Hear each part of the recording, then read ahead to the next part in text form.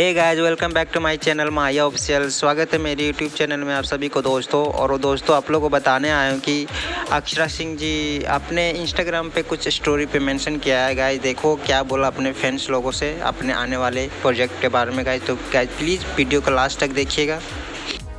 Hello everybody, good morning. I hope you all are fine.